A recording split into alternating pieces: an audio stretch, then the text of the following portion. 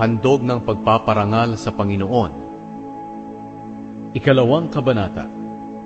Kapag may nag-aalay ng handog ng pagpaparangal sa Panginoon, gagamitin niya ang magandang klaseng harina at lalagyan niya ng langis at insenso. Dadalhin niya ito sa mga paring mula sa angkan ni Aaron. Kukuha ang pari ng isang dakot na pinagsama-samang harina at langis, at susunugin niya ito sa altar kasama na ang insenso na inilagay sa harina. Susunugin niya ito na pinakaalaala sa Panginoon. Ang mabangong samyo ng handog na ito sa pamamagitan ng apoy ay makalulugod sa Panginoon. Ang natirang harina ay para kay Aaron at sa kanyang angkan. At ito ang pinakabanal na bahagi na mula sa handog sa pamamagitan ng apoy para sa Panginoon. Kapag may naghahandog ng tinapay na niluto sa hurno para parangalan ang Panginoon, kailangang gawa ito sa magandang klaseng harina at hindi nilagyan ng pampaalsa. Maaaring maghandog ng makapal na tinapay na hinaluan ng langis o ang manipis na tinapay na pinahiran ng langis. Kung ang tinapay na ihahandog ay niluto sa kawali, kinakailangang gawa ito sa magandang klaseng harina at may halong langis, pero walang pampaalsa. Pipira-pirasuhin ito at lalagyan ng langis. Ito'y handog ng pagpaparangal. Kung ang tinapay na ihahandog ay niluto sa kawali, kinakailangan gawa ito sa magandang klaseng harina at nilagyan ng langis.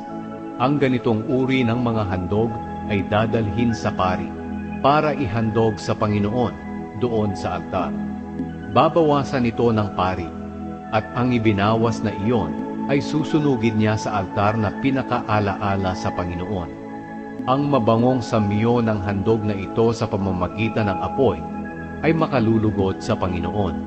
Ang natirang harina ay para kay Aaron at sa kanyang angkan. At ito ang pinakabanal na bahagi na mula sa handog sa pamamagitan ng apoy na inihandog para sa Panginoon. Huwag kayong mag-alay ng mga handog na may pampaalsa bilang handog ng pagpaparangal sa Panginoon. Dahil hindi kayo dapat magsunog ng mga pampaalsa o pulot sa inyong pag-aalay sa Panginoon ng handog sa pamamagitan ng apoy. Maaari ninyong ihandog ang pampaalsa o pulot bilang handog mula sa una ninyong ani, pero huwag ninyong susunugin sa altar. Lagyan ninyo ng asin ang lahat ng inyong handog ng pagpaparangal, dahil ang asin ay tanda ng inyong walang hanggang kasunduan sa Panginoon. Kaya lagyan ninyo ng asin ang lahat ng inyong handog. Kapag maghahandog kayo mula sa una ninyong ani para parangalan ang Panginoon, maghandog kayo ng mga giniling na butil na binusa. Lagyan ninyo ito ng langis at insenso. Ito'y handog ng pagpaparangal. At mula sa handog na ito'y kukuha ang pari ng giniling na butil na nilagyan ng langis at insenso at susunugin na pinakaalaala sa Panginoon. Ito'y handog sa pamamagitan ng apoy para sa Panginoon.